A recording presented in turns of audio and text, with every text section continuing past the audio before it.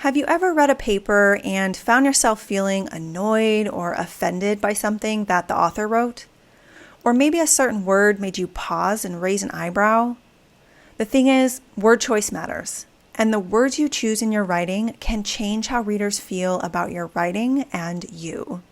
And in this video, I'm going to share 3 words that may seem harmless, but they can actually signal arrogance and alienate readers. And I'll show you the simple fix to signal empathy and connection instead. And if we haven't met, hello, my name is Crystal Heron. I'm a trained biomedical scientist turned clinical researcher and now scientific and medical editor. And since 2011, I've helped scientists, clinicians, and medical writers write with clarity and confidence. So when thinking about word choice, you need to think not just about the denotation of the word or the definition, but also the connotation of the word, or how it makes readers think, act, and feel. And this is actually an important part of persuasion.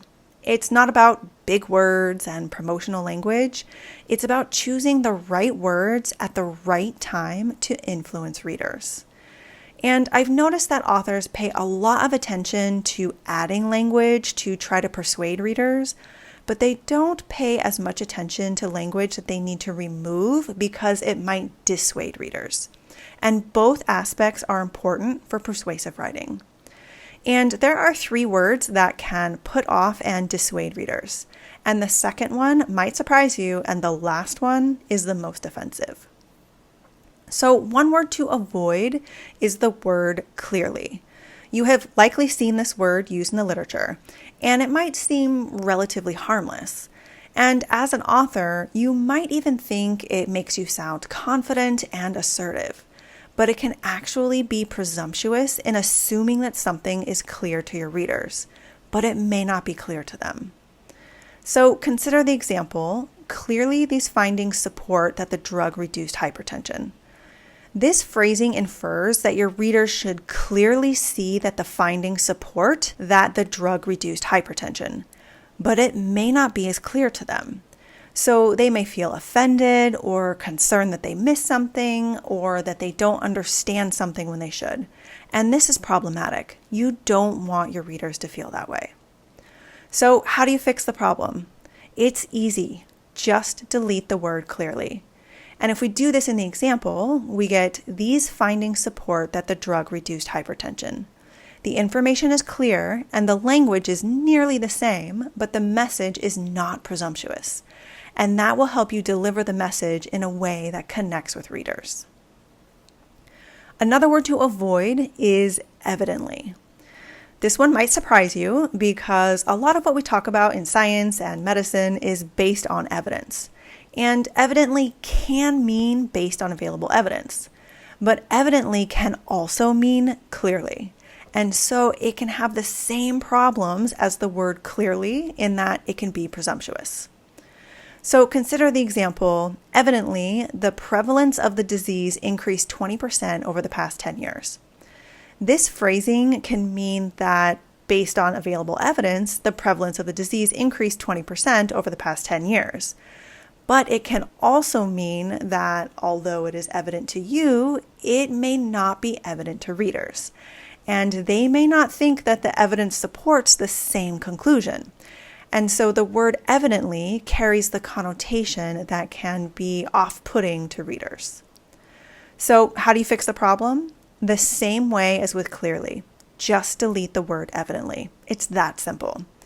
And if we do that in the example, we get the prevalence of the disease increased 20% over the past 10 years. This version delivers the same message, but it's not presumptuous.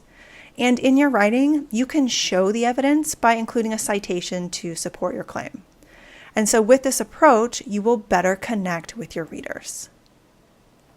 And now for the most offensive word to avoid, obviously. I've seen this word in the literature and in projects that I've edited, and the reason this word is so offensive is that you are assuming that something is obvious to your readers.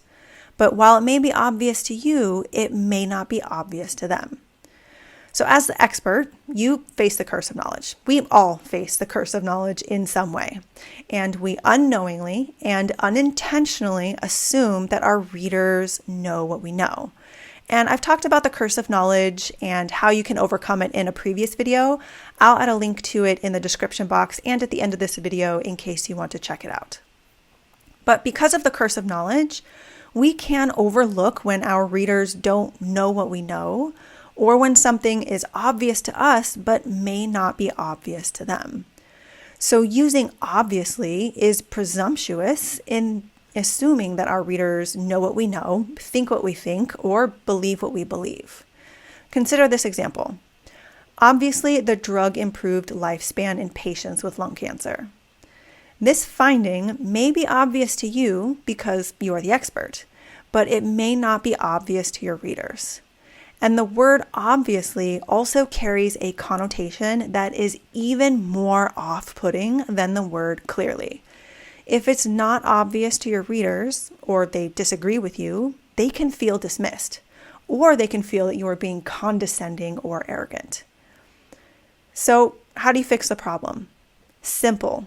Delete the word obviously. That's all you need to do. And if we do this in the example, we get the drug improved lifespan in patients with lung cancer. The same information is conveyed without being presumptuous or dismissive. Now, using these words is something you want to avoid. But I often say writing is based on principles and not rules. So there may be an exception when you might want to use them. But if for some reason you find that you do need to use these words, think about the context. And in the case where you might be speaking, think about the tone that you use. The words you use and how you say them matters. So consider the example that I shared earlier for clearly.